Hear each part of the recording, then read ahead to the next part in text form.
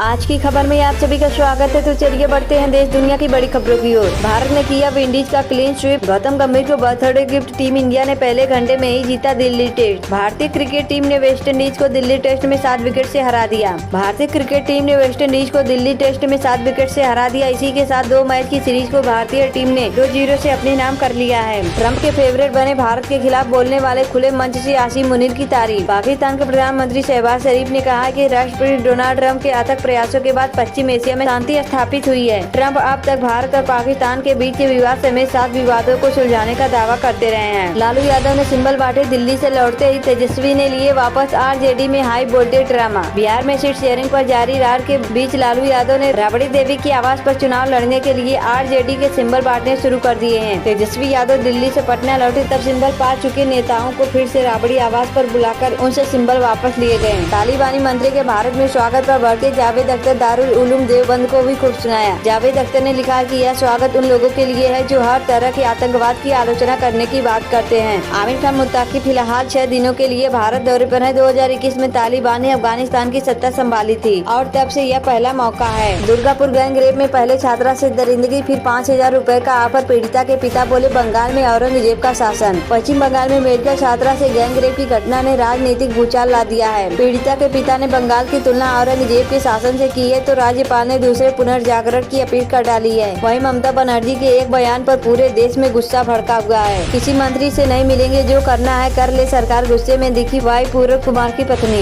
Industry में पसरा मातम। 59 की उम्र में दुनिया छोड़ गए मशहूर हास्य कलाकार, शूटिंग के दौरान हुई मौत। क्या है रेयर अर्थ जिस पर चीन के बैन से हिली दुनिया? अमेरिका ने दे दी 100% टैरिफ की धमकी। वैश्विक टेक और रक्षा की दौड़ में नया रण क्षेत्र है दुर्लभ खनिज। चीन के कड़े नियंत्रण के बाद अमेरिका ने 100% टैरिफ की धमकी दी है, जबकि ऑस्ट्रेलिया से जापान तक देश सप्लाई सुरक्षित करने में जुट गए हैं। ये अनमोल खनिज अब नई रणनीति का हिस्सा बन चुके हैं। अरब सागर और बंगाल की खाड़ी में उठ रहा है तूफान। इन जगहों पर आएगी मुसीबत। मौसम विभाग का अलर्ट जारी। बंगाल की खाड़ी और अरब सागर के चक्रवाती संरचना दिख रही है। इस कारण आंध्र प्रदेश, तमिलनाडु, उड़ीसा, केरल, माहे कर्नाटक में भारी बारिश का अनुमान है। वाई पूरब की पत्नी से मिलेंगे राहुल गांधी। चिराग पासवान भी आएंगे। पीएम का दौरा रद्द, रैली स्थगित। लाशों पर सौदेबाजी। तालिबान लड़ाकों के हाथों पीटी पाकिस्तान में फौज। तालिबान लड़ाकों के हाथों पीटी पाकिस्तानी फौज अब अफगानिस्तान से कर रही है अजब डील। हेलमंद में पाकिस्तानी सेना ने 7 अफगानी नागरिकों को मारकर 100 की अदला बदली कर डील की है, जिससे सीमा पर तनाव और स्थानीय लोगों में डर बढ़ गया है। पीओके से कश्मीर में घुसपैठ की कोशिश नाकाम। सुरक्षा बलों की फायरिंग में 2 आतंकी ढेर। सुरक्षा बलों ने पाकिस्तान अधिकृत कश्मीर से कश्मीर में आतंकियों की घुसपैठ की कोशिश को नाकाम कर दिया है।